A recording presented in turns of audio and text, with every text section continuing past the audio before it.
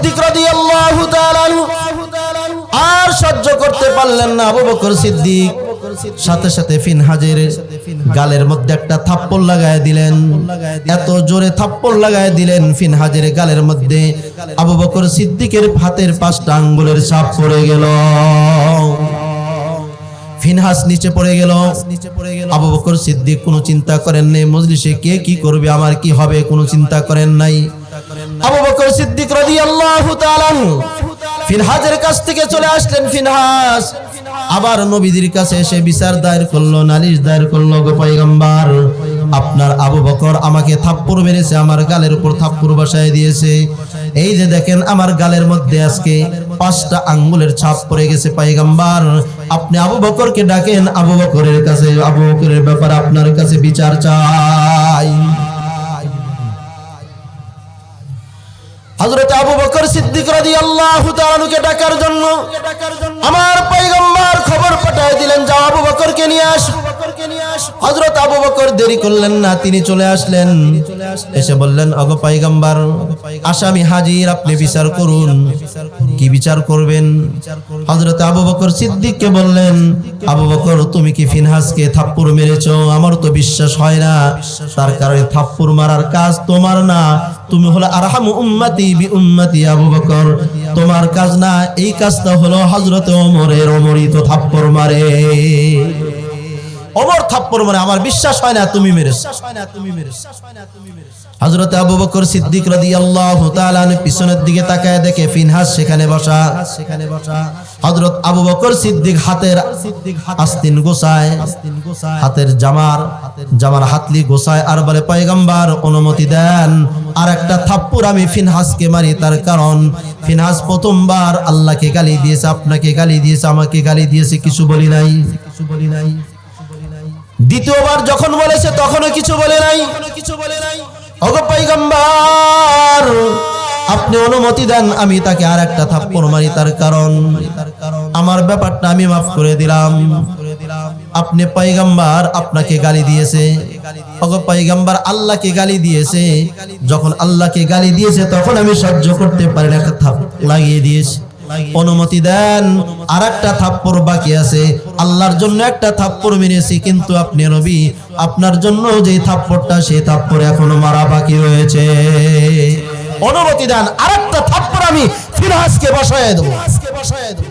তার কারণ আল্লাহ রসুলকে গালি দেয়, আল্লাহ রসুলের সাথে বেয়াদবি করে, এমন গুস্তাখ, এমন বেয়াদবের এই জমিনের জায়গা নেই। অনুমতি দেন, থাপ্পড় দেওয়াকে আমি শেষ করে দেব। নবীজি বলেন, আবু বকর, এখন বিশ্বাস হইল যে হ্যাঁ তুমি মেরেছো, এখন বিশ্বাস হল, এখন বিশ্বাস। এবার ইহুদি পণ্ডিত বলতেছে, পয়গম্বর, না না না না, আমি আবু বকরকে গালি দিছি ঠিক, কিন্তু আপনাকে, আল্লাহকে গালি, এইটা আমার দ্বারা কি সম্ভব? আমি তো গালি দেইনি, আমি গালি দেইনি। আল্লাহ বিল্লাহ বিভিন্ন কসম খেয়ে বলতে লাগলো যে আমি আল্লাহকে, রসুলকে গালি দেই নাই, আপনাকে গালি দেই নাই। এবার হযরত আবু বকর সিদ্দিক বলেন, ইয়া রাসূলুল্লাহ, অবশ্যই সে গালি দিয়েছে। নবীজি আবু বকরকে বলেন, আবু বকর, তোমার কি সাক্ষী আছে? সে যে গালি দিয়েছে তুমি শুনেছো? বলে, হ্যাঁ শুনেছি। তোমার সাক্ষী আছে? ইয়া রাসূলুল্লাহ, আমার সাক্ষী নাই, আমার তো সাক্ষী নাই।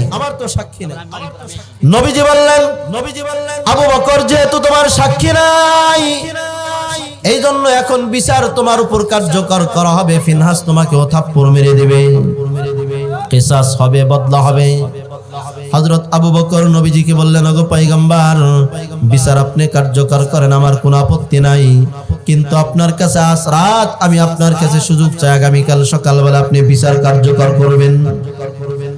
হযরত আবু বকর সিদ্দিক নবীজির কাছ থেকে উঠে গেলেন, বাড়িতে বসলেন। যা দেখেন আম্মা জান আয়েশা সিদ্দিকা তিনি কাঁদেন। আয়েশার বোন আসমা বিনতে আবি বকর তিনিও কান্না করেন। হযরত আবু বকরের স্ত্রী তিনিও কান্না করতেছেন। হযরত আবু বকর তিনজনকে বললেন, তোমরা অন্য ঘরে চলে যাও, আমাকে একটা নির্জন ঘর দাও। হযরত আবু বকর সিদ্দিক ইশার নামাজ আদায় করে নির্জন ঘরের মধ্যে যায়। এবার তিনি আল্লাহ তাআলার জিকির আজকার আর তাসবিহ তাহলিল করতে লাগলেন। হযরত আবু বকর দীর্ঘক্ষণ পর্যন্ত আল্লাহর কাছে সিজদায় পড়ে গেলেন।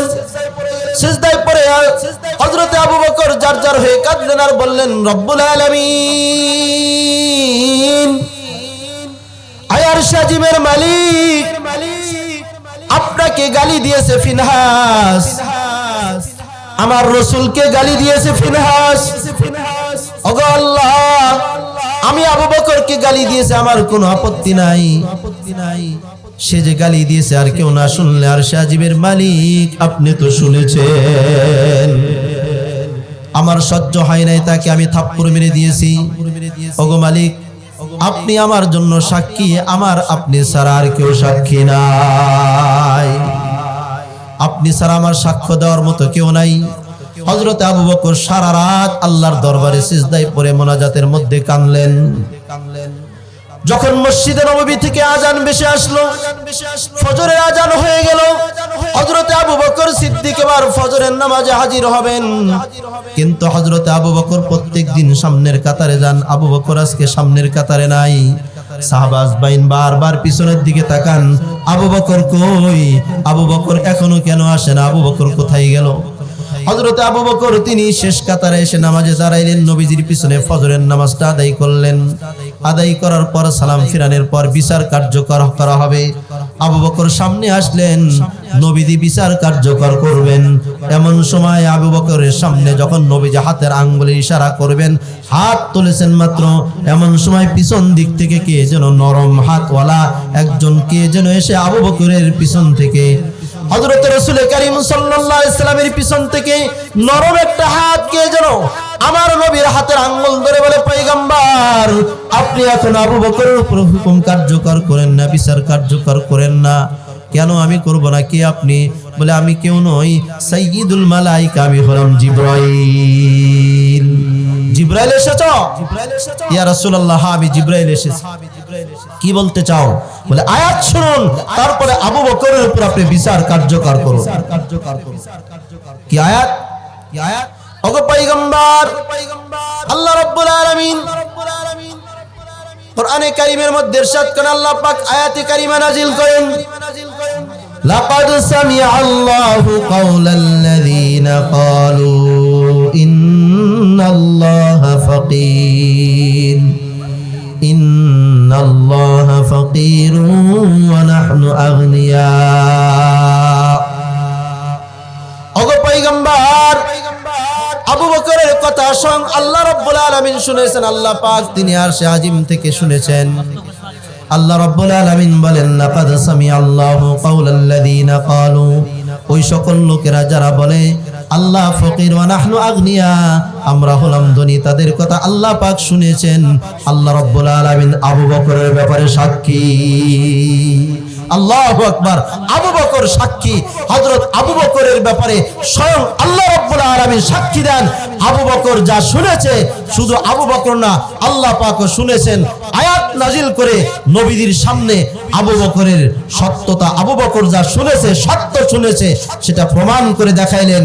নবীজি ফিনহাসকে বলেন, ফিনহাস, আল্লাহর ব্যাপারে গোস্তাকি করো, আমি রাসূলের ব্যাপারে বেয়াদবি করো। শোনো, মান সাব্বা নবিয়ান ফাকতুলু, যারা নবীকে গালি দিবে তাদেরকে হত্যা করো। তাদের বিচার একটাই, হত্যা করা।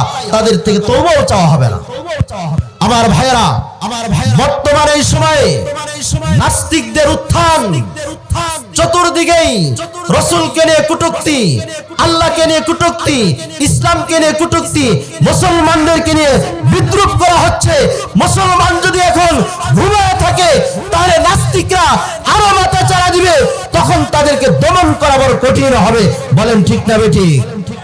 হযরত আবু বকর সিদ্দিক নরম মানুষ, কিন্তু যখন আল্লাহকে গালি দিয়েছেন তখন আবু বকরের সহ্য হয় নাই। নাস্তিকদের জেনে রাখা উচিত, তৌহিদি জনতা যখন তারা ফুঁসে উঠবে, তখন নাস্তিকদেরকে পায়ের নিচে ফেলে পিষতে তারা দেরি করবে না। বলেন ঠিক না বেঠিক?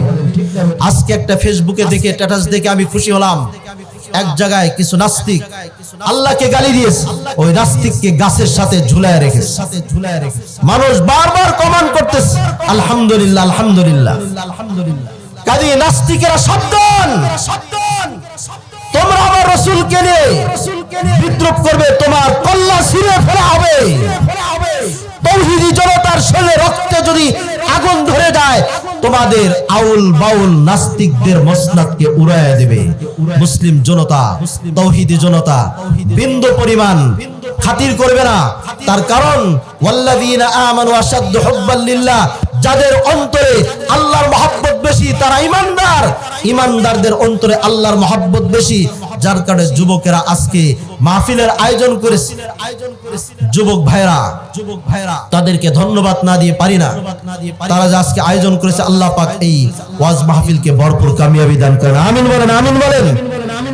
যুবক ভাইরা যদি দিনের পথে আগায় আসে, বাতিল পলাইতে বাধ্য হবে। কাজী যুবক ভাইদেরকে আমি উদারত আহ্বান জানাবো, ইসলামের যে সকল ভালো ভালো কাজগুলো করার জন্য সক্রিয় হন, মজবুত হন। বাতিলের সামনে কখনো মাথা নত করবেন না।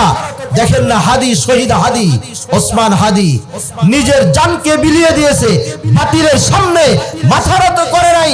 কাজী যুবকেরা ওসমান হাদির মতো যুবকদেরকে চাই, যারা ইসলামের জন্য, আল্লাহর জন্য, নবীর জন্য নিজের জান, নিজের তাজা রক্ত বিলিয়ে দিতে সামান্যতম দ্বিধাবোধ করবে না। মুসলিম ভাইদের প্রতি উদারত আহ্বান, আল্লাহ রসুলকে নিয়ে যেখানে কটূক্তি করা হোক, তৌহিদি জনতার সোচ্চার হওয়া, তাদের টুটি চেপে ধরা। কোন নাস্তিক যেন এলাকার মধ্যে মাথা চারা না দিতে পারে। বর্তমানে সাধারণ মুসলমানদেরকে কিছু বাউল বিভ্রান্ত করতেছে। বাউলেরা কিছু ভণ্ড, তারা বিভ্রান্ত করতেছে। এই দেশ ওলিয়া উলিয়াদের দেশ, এই দেশ শাহজালালের দেশ, এই দেশ শামসুল হক ফরিদপুরীর দেশ, এই দেশ হাজী আতাউল্লাহর দেশ, এই দেশ হযরত শাইখুল হাদিস আল্লামা আজিজুল হক সাহেবের দেশ, এই দেশ হযরত শাহ আহমদ শফির দেশ, এই দেশ হযরত ফজলুল হক আমিরের দেশ।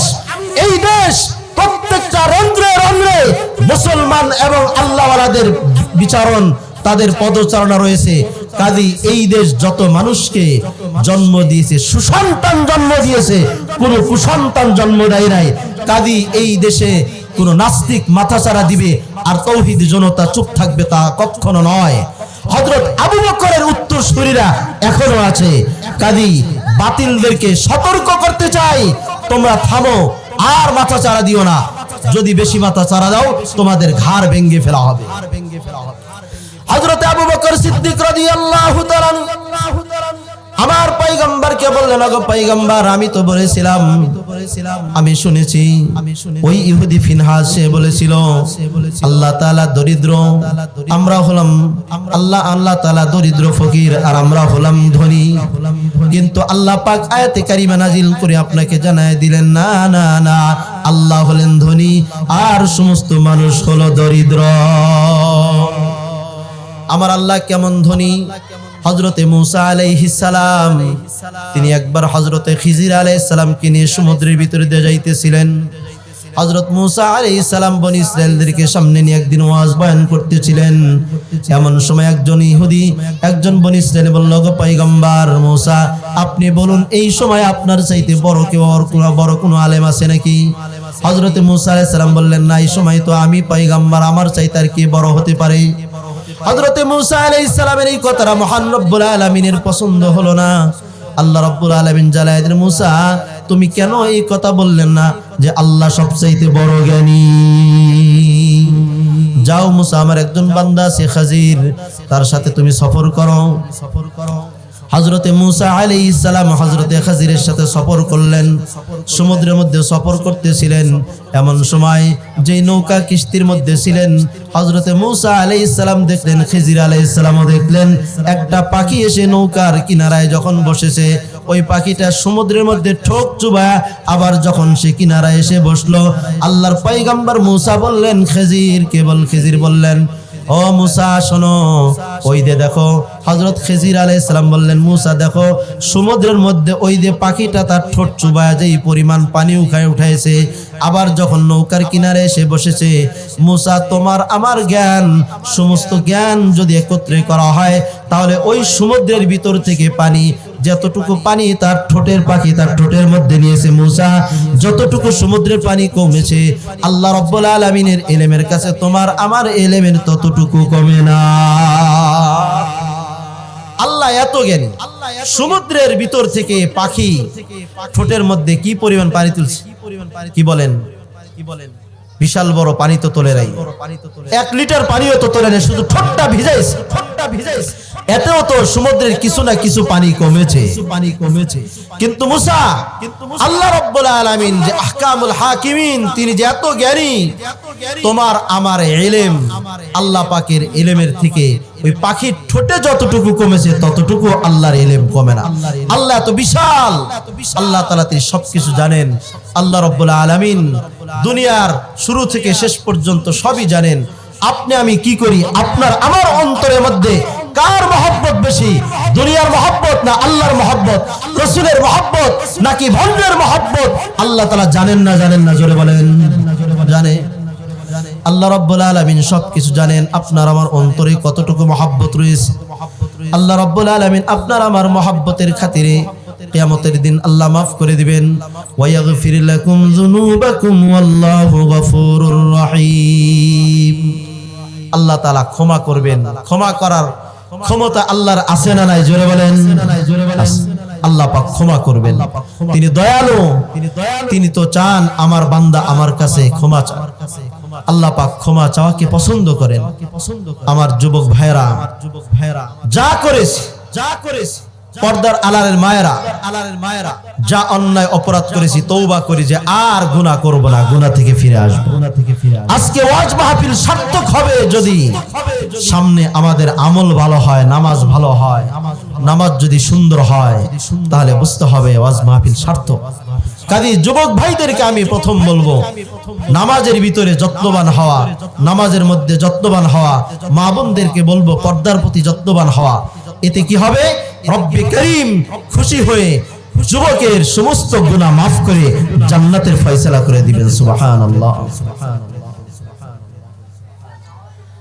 আল্লাহ রাব্বুল আলামিন কোরআনে কারীমের মধ্যে ইরশাদ করেন,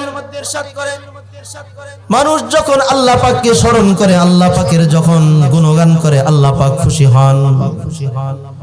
স্বয়ং আল্লাহ পাক খুশি হয়ে ফেরেশতাদেরকে ডেকে বলেন, ফেরেশতারা শোনো, আমার বান্দারা আমার গুণকীর্তন করতেছে, আমার জিকির করতেছে। যুবক আমার জন্য সিজদায় পড়ে গেছে, যুবকের সিজদা আমার কাছে বড় ভালো লাগে। রব্বুল আলামিন ফেরেশতাদেরকে ডেকে বলে, ফেরেশতারা শোনো, ওই যে দেখো আমার বান্দারা আমার বান্দিরা, যুবক আর যুবতীরা তারা নামাজে সিজদায় পড়ে গেছে। ওদের কপালটা আমি রব্বুল আলামিনের কুদরতি পায়ে আমার কাছে কোনো ভালো লাগে, আমার কাছে অত্যন্ত ভালো লাগে। যুবকের সিজদা আমি রব্বুল আলামিন জমিনে পড়ার আগে তার সিজদা কবুল করে নেয়। আল্লাহ রাব্বুল আলামিন যুবকদের সিজদাকে বড় পছন্দ করেন। আমার ভাইয়েরা, যুবতী বোনেরা, আল্লাহর কাছে যখন নত হবেন আল্লাহ রাব্বুল আলামিন এত খুশি হন। আল্লাহ পাকের কাছে যখন তওবা করে বান্দা, আল্লাহ পাক কেমন খুশি হন। হাদিসে পাকের মধ্যে ইরশাদ করেন নবীজি, কোন মুসাফির মরু প্রান্তে দিয়ে পার হইতেছে, সাথে একমাত্র তার সম্বল হলো ঘোড়া, ঘোড়ার ভিতরে খাদ্য পানি সবকিছু আছে। বেচারা সফর করতে করতে দীর্ঘক্ষণ পর্যন্ত দীর্ঘ পথ পাড়ি দিয়ে আল্লাহর বান্দা মুসাফির যখন মরুভূমির ভিতরে যখন এক জায়গায় একটা গাছ পেয়ে সেখানে আরাম করার জন্য, একটু আরাম করার জন্য তার বাহনটা বেঁধে যখন সেখানে ঘুমিয়ে গেছে, আল্লাহর বান্দা ঘুমিয়ে গেছে ঠিক, কিন্তু ঘুম থেকে উঠে দেখে তার যে বাহনটা ছিল বাহন তার কাছে নাই। কোথায় গেল বাহন? মরুভূমির ভিতরে চতুর্দিকে চোখ বুলিয়ে দেখে তার বাহন কোথাও দেখা যায় না। কোথায় গেল, কোথায় গেল? দীর্ঘ পথ পাড়ি দিয়ে আমি আসছি, শরীরটা বড় ক্লান্ত। এই সময় যদি আমি আমার বাহন না পাই কোথায় যাব, আমি কোন দিকে যাব? এই মরুভূমি তো খালি পায়ে পার খাওয়া সম্ভব না। কোথায় গেলে আমি আমার বাহন পাবো? কান্না করতে করতে আল্লাহর বান্দা আবার ঘুমিয়ে গেছেন। ঘুম থেকে জাগ্রত হয়ে দেখেন তার সেই বাহন আর বাহনের সাথে খাদ্য পানি সহ সবই হাজির। মুসাফির এখন আল্লাহ তাআলার দরবারে আনন্দ উচ্ছ্বল হয়ে বলতেছে, রব্বুল আলামিন আনতা আবদি ওয়া আনা রাব্বুক, আয় আল্লাহ আমি হলাম তোমার রব আর তুমি হলো আমার বান্দা। লোকটা আনন্দে এখন কি বলা শুরু করছে কিছুই তার মনে নাই, কথা উল্টা পুল্টা বের হচ্ছে। সে বলবে আল্লাহ তুমি আমার রব, আমি হলাম তোমার বান্দা, কিন্তু আনন্দে সে নিজেকে আত্মহারা হয়ে বলতেছে রব্বুল হলাম তোমার আল্লাহ। আমার বন্ধুগণ, পয়গম্বর বলেন এই লোকটা যেমন আনন্দে আত্মহারা হয়ে কি বলতেছে তার কোনো খবর নাই। আল্লাহ রাব্বুল আলামিনের কাছে গুনাহগার বান্দা যখন তওবা করে, গুনাহগার বান্দা যখন চোখের পানি ছেড়ে দেয়, যখন রাতের গভীরে যখন আল্লাহর কাছে কান্না শুরু করে, নামাজ পড়ে যখন আল্লাহর কাছে হাত তুলে দোয়া করে, রব্বুল আলামিন জীবনে কত গুনাহ করেছি আল্লাহ তোমার কাছে আমি মাফ চাই। রব্বুল আলামিন আমার গুনাহ কেউ না জানলেও তো আপনি জানেন। আয় আল্লাহ আমার গুনাহ যদি আপনি মাফ না করেন কে মাফ করবে? আয় আল্লাহ কবরের মধ্যে আযাব তো আমি সহ্য করতে পারবো না। বারবার যখন কবরের কথা, জাহান্নামের আযাবের কথা স্মরণ করে বারবার যখন কাঁদে, আল্লাহ রাব্বুল আলামিন ওই মরুভূমির মধ্যে পথচারী যেমন খুশি হয়ে আবল তাবল বলতে শুরু করে, আরশে আজিমের মালিক আল্লাহ রাব্বুল আলামিন আরো খুশি হয়ে যান, ওই বান্দার চাইতে আরো বেশি খুশি হয়ে বান্দার সমস্ত গুনাহগুলো আল্লাহ রাব্বুল আলামিন মাফ করে দেন। আল্লাহ পাক সব গুনাহগুলো মাফ করে দেন। আল্লাহ রাব্বুল আলামিন বান্দার সব গুনাহ মাফ করে দেন যদি বান্দা আল্লাহর কাছে তওবা করে। খাঁটি দিলে যদি বান্দা আল্লাহর কাছে তওবা করে, আল্লাহ পাক বান্দার তওবা চাইতে দেরি আল্লাহ পাক ক্ষমা করতে দেরি করেন। আল্লাহর মহব্বত ভালোবাসা মুমিনের অন্তরে যেন ভরপুর থাকে। আল্লাহর জন্য আমার ইবাদত, আল্লাহর জন্যই আমার নামাজ, আল্লাহর জন্যই আমার যাকাত, আল্লাহর জন্যই আমার হজ, আল্লাহর জন্যই আমার শরীয়ত, সবকিছু আমি আল্লাহর জন্য, আল্লাহর ওয়াস্তে আমি এই চিন্তা চেতনা নিয়ে যুবককে চলা উচিত।